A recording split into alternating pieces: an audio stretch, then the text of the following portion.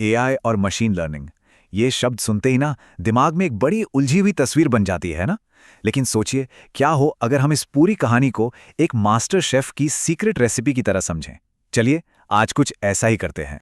तो चलिए इस आइडिया को ही पकड़कर आगे बढ़ते हैं। अगले कुछ मिनटों के लिए यही हमारा गाइड होगा। जैसे ही हम एक मशीन लर्निंग मॉडल को एक मास्टर शेफ की तरह सोचने लगते हैं ना, सब कुछ बदल जाता है। ये मुश्किल सी लगने वाली टेक्नोलॉजी एक ऐसी चीज बन जाती है जिसे हम सब जानते समझते हैं, खाना पकाने की कला। अच्छा, तो ये समझने के लिए कि हमारा एआई शेफ काम कैसे करता है, हमें सबसे पहले किचन और कंप्यूटर की दुनिया के बीच एक कनेक्शन बनाना होगा। देखते हैं कि ये दोनों दुनियाएं असल में एक दूसरे से कितनी मिलती जुलते हैं।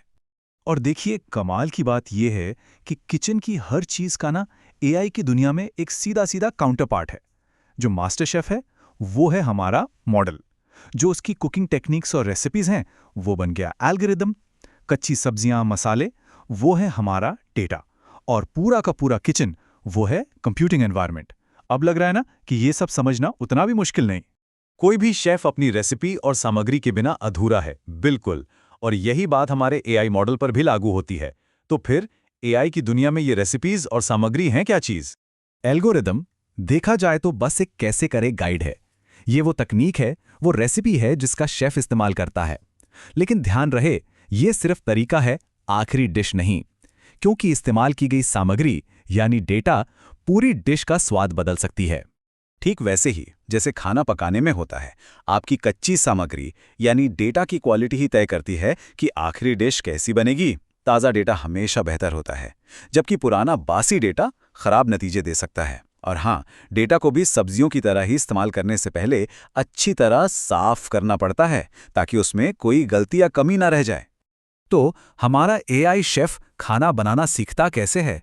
मतलब वो एक नौसिखिए से एक एक्सपर्ट शेफ बनता कैसे है?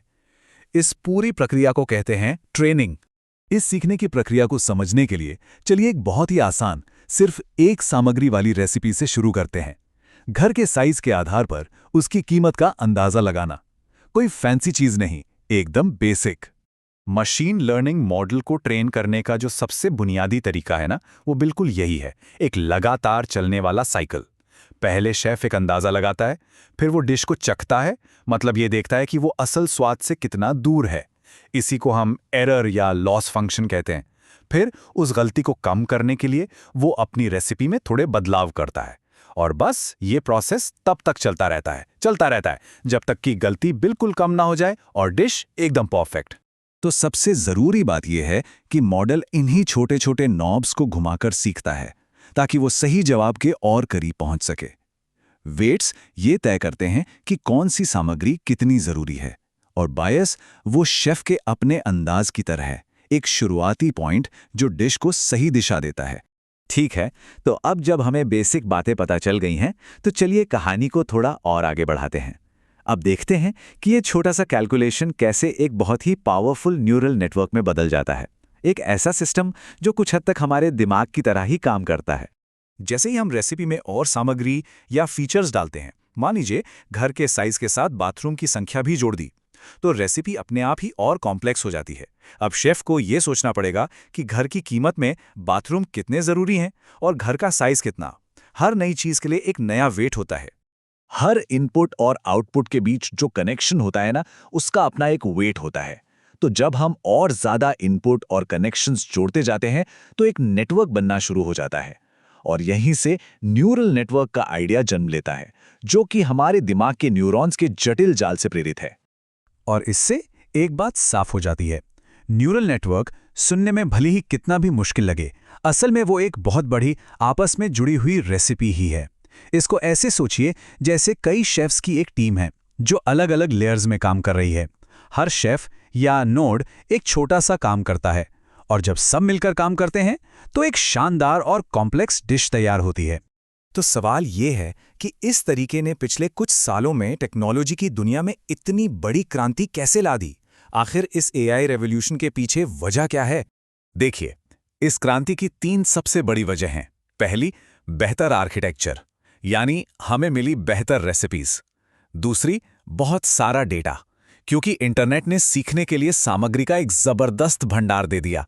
और तीसरी, ज्यादा कंप्यूटिंग पावर। पावरफुल जीपीयू की वजह से हमें खाना पकाने के लिए बड़े और बहुत तेज किचन मिल गए। पर जो सबसे बड़ी छलांग थी वो ये थी, प्रोग्राम का हर एक स्टेप हाथ से लिखने के बजाय हमने मशीनों को उदाहरणों से खुद ही नियम सीखने के लिए तैयार कर लिया। ये एक बहुत बड़ा बदलाव था, परंपरागत प्रोग्रामिंग से हटकर डेटा से सीखने की तरफ। और यही आज के एआई युग की नींव है। और ये हमें एक बहुत ही दिलचस्प सवाल पर लाकर छोड़ देता है। सोचिए, अगर एक एआई सच में एक शेफ की तरह सीखता है, स्वाद और पैटर्न को पहचान कर, तो क्या वो एक दिन अपना खुद का बिल्कुल नया एक अनोखा टेस्ट डेवलप कर सकता है? ये सवाल सिर्फ टेक्नोलॉजी का नहीं है, ये सवाल है इंटेलिजेंस और क्रिएटिविटी के भविष्य का।